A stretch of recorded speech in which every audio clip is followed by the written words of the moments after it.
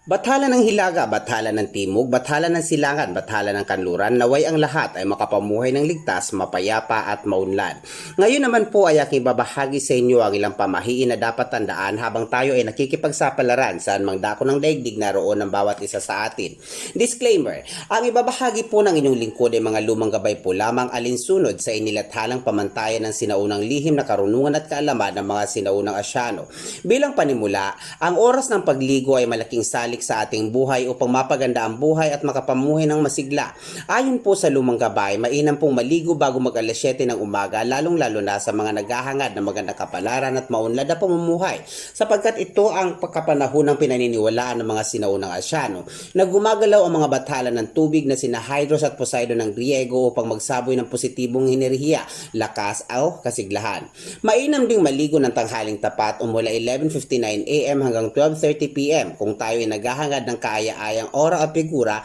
at kagandahan, sapagkat ito ang oras kung saan nagbibigay basbas ang ilang mga bathala ng tubig na sina Tethys ng Griego at Varuna ng India upang mas makapamuhay tayo ng kaibig-ibig o kagiliw-giliw sa mata ng mga taong nakapaligid sa atin o sa mata ng mga taong ating nakakasalamuha. Habang hindi naman kaaya-ayang maligo ng dapit hapon, ayon po sa lumang gabay, may tuturing na dapit hapon ng mga sandaling mula 4:45 PM hanggang 6:15 PM sapagkat ang mga sinaunang Asyano ay naniniwalang nagiging mapamuksa ang mga nilalang sa mga ganitong oras. Ito din kasi ang oras na pinaniniwala ang pagkakataon ng mga engkanto at kaluluwang hindi matahimik upang lumusong sa tubig at makapaglinis ng kani-kanilang diwa, na kadalasan sa mga taong maliligo sa mga ganitong oras ay mapapadalas ang pagkakaroon ng karamdaman, bigat ng pangangatawan at ilang di kaaya-ayang buhay o kamalasan na may tuturing na pagsalo ng masamang karma mula sa mga pinaglinisang diwa ng mga nilalang na hindi natin nakikita.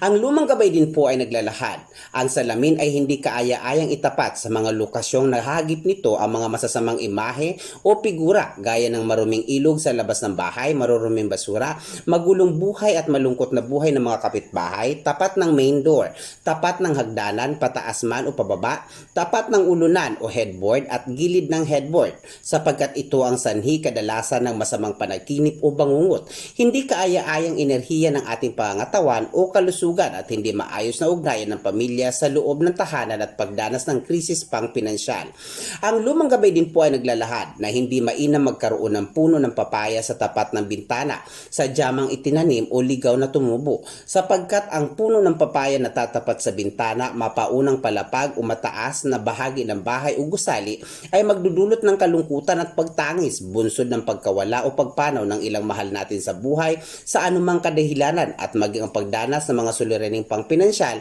na iikot sa bawat miyembro ng pamilya. Mga ka-IGV, lagi po nating tandaan na ang aking binahagi ay mga gabay po lamang, sapagkat batid naman po nating lahat na tayong dakilang may likha lamang ang siyang may alam ng lahat na pinagmula ng ating buhay at mayakda ng wakas ang siyang makatwirang hahatol o hukom sa anumang landasin ng buhay na ating tinahak alinsunod sa inulman nating kapalaran. Ito pong muli ang inyong lingkod, Imperial Good Vibes, na mag-iiwan ng mga banal na salita mula sa Kawikaan 21:1. Ang puso ng hari ay parang batis ng tubig sa kamay ng Panginoon. Ihahatid niya ito saan man naisin. Mga ka-IGV, lagi po nating mahalin at pagmalasakitan ng ating kalikasan, maging mga aso at pusa upang araw-araw nating mabatid ang balanseng enerhiya ng ating kapaligiran. Lagi po tayong mag-iingat. Hangarin natin laging makapamuhay ng may kapayapaan at huwag hayaang pamugaran ng galit o puot ang ating damdamin. Mahal ko po kayo. Maraming salamat po.